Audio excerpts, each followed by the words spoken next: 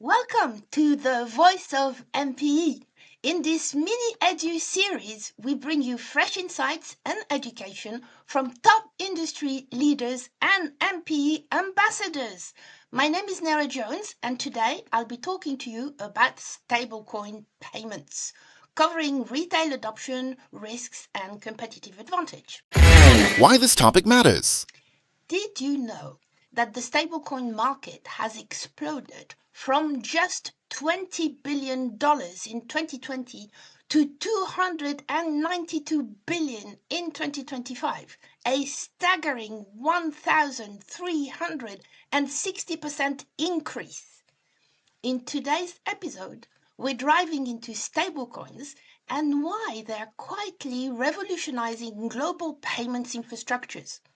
As we are in 2025, understanding stablecoins could be the key to unlocking faster cross-border settlements, reducing transaction costs, and accessing new treasury management capabilities that your competitors might already be exploring. What will be covered in this episode? In the next few minutes, we'll explore what stablecoins actually are, their transformative impact on B2B payments and cross-border transfers, and the strategic opportunities they present.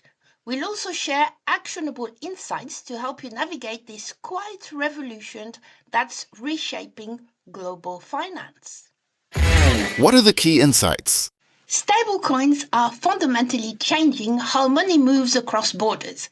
At their core, fiat-backed stablecoins are digital tokens pegged one-to-one to traditional currencies like the dollars or the euros, backed by reserves held in regulated financial institutions. Think of them as programmable digital cash that never sleeps. One key insight is their explosive growth in B2B payments. We are seeing $36 billion in annual B2B stablecoin payment volumes, a 288% year-on-year increase. But here's what's actually really interesting. While retail adoption remains stubbornly low at just 10% of genuine transactions, institutional adoption is surging, with 49% of financial institutions now actively using stablecoins for treasury operations. The real value lies in three critical areas. The first one, cross-border payments, where businesses currently lose over $120 billion in transaction fees.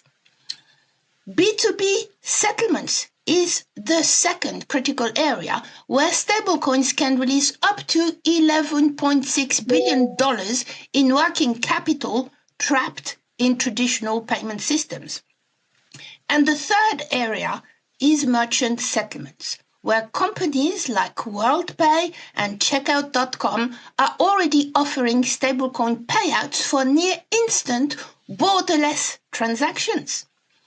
And here's a fascinating example of mainstream adoption. Stripe completed a $1.1 billion acquisition of Bridge to launch stablecoin financial accounts for businesses in over 100 countries.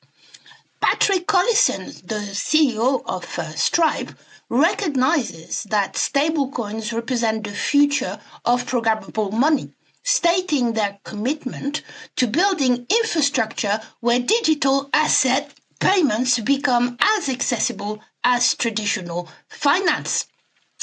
And this essentially demonstrates how payment giants are positioning stablecoins not as alternatives to existing rails, but as the next layer of financial infrastructure. What's particularly compelling is the geographic adoption patterns. Latin America leads with 71% of firms using stablecoins for cross-border payments, whilst Asia Pacific boasts 56% institutional adoption. Meanwhile, countries like Turkey, facing 67% inflation, saw stablecoin purchases equivalent to 4.3% of GDP as citizens seek financial stability. Why should we act now?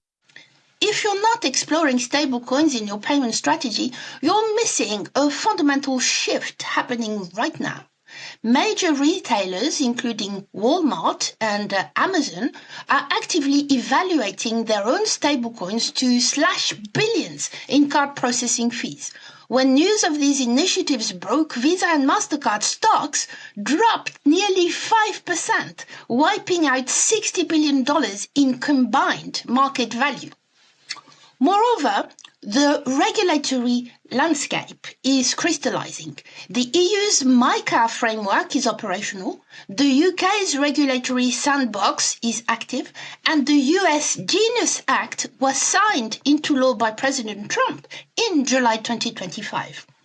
Early movers who understand compliance requirements and build partnership with regulated providers will capture first-mover advantages in treasury efficiency, cost reduction, and global reach. The convergence of regulatory clarity, institutional adoption, and proven use cases means we're at an inflection point where stablecoins transition from experimental to essential infrastructure. What are the key takeaways?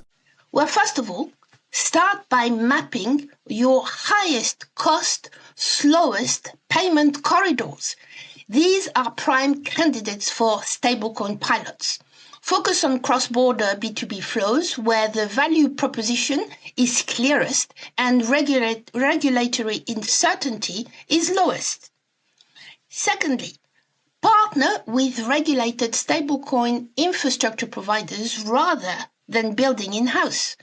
Companies like Paxos offer stablecoin as a service, handling compliance, custody, and technical integration while you focus on business value.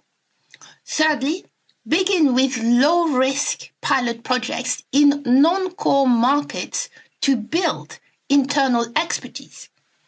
Test treasury operations, supplier payments, or international settlements where 24/7 availability and instant settlement provide clear competitive advantage. Most importantly, stay informed about regulatory developments in your key markets, as compliance requirements are evolving rapidly and will determine which solutions remain viable long-term. Your last words? As we wrap up today's episode, remember that stablecoins represent a quiet revolution happening beneath the crypto headlines. They're becoming the programmable plumbing of tomorrow's financial infrastructure. Whilst retail adoption may be years away, the institutional transformation is happening now. By understanding stablecoins today, you're positioning yourself at the forefront of a $292 billion market that industry forecasts suggest could reach $1.6 trillion to $3.7 trillion by 2030. This isn't about replacing traditional finance. It's about building the bridges to a more efficient, transparent, and globally connected financial future. If you want to know more, I explore the topic in detail in my book, Beyond Payments, From Centralized to Decentralized, and everything in between. That was a shameless plug here. But thank you for listening to this miniedu episode, part of the unmissable MPE conference taking place on March the 17th to the 19th, 2026 in Berlin, and I look forward to seeing you there.